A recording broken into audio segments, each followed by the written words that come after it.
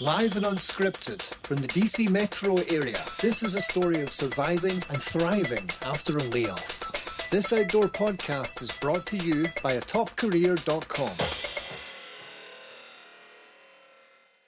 Episode 8. An interview. Edythe shared what happened on this, her second interview after her layoff. She also shares tips for others who are interviewing and negotiating job offers.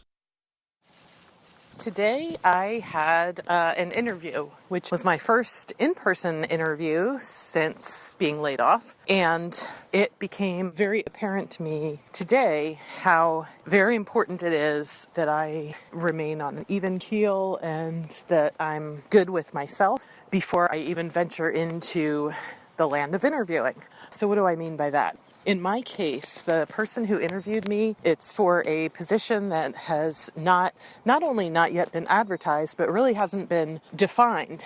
And it's as a 1099 employee, and this person was a contact from somebody I know. So he is very aware of my layoff status and what's happened to me.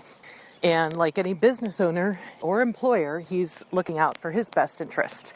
So we as job seekers have to look out for our best interest, and we have to be in a position to be able to negotiate.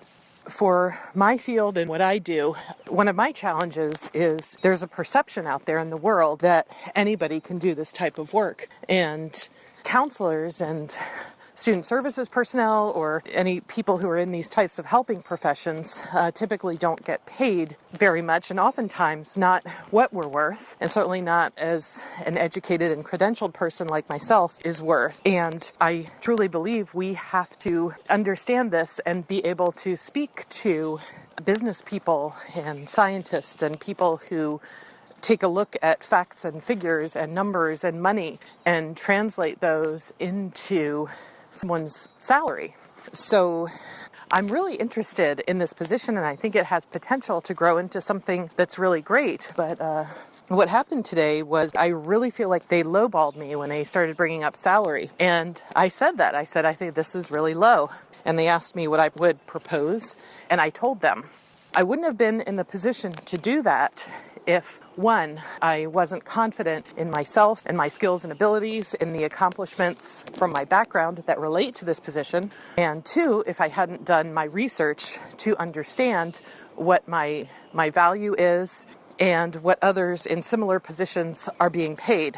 And upon further reflection, I'm not sure if I want to take this position. This is the other thing. If you're offered a position as a 1099 employee or a part-time employee, you're running a risk for, especially in this case, my case, early on in the job search. There's a lot of positions like this out there I'm finding, and you run the risk of missing out if you jump at something, if you're desperate. So this is a prime example of why I really do think it is in everybody's best interest to do whatever it takes to do to recover as much as you can from any emotional setbacks, to take care of your emotional, your mental, your physical well-being before you start going out on interviews like this. And again, do your homework.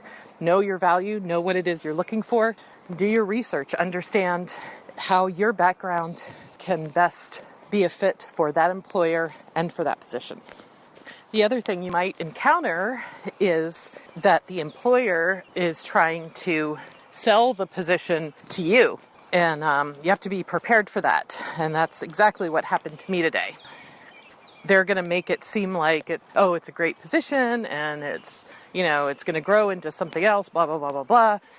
And in my case, they didn't offer me anything in writing. And in fact, I think they wanted me to, come up with the job description and all of this type of stuff without really any guidelines.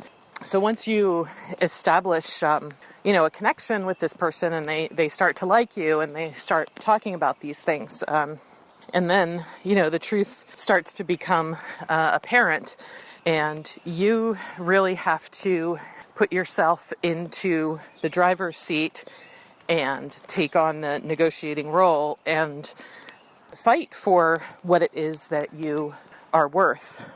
And Until you see anything in writing, don't believe anything that they're saying. There are so many of these positions out there now. There's 1099s, there's contracts, there's part-time work, there's temporary work. Employers want to save money wherever they can, and we individual people have to advocate for ourselves. And that's the reality today.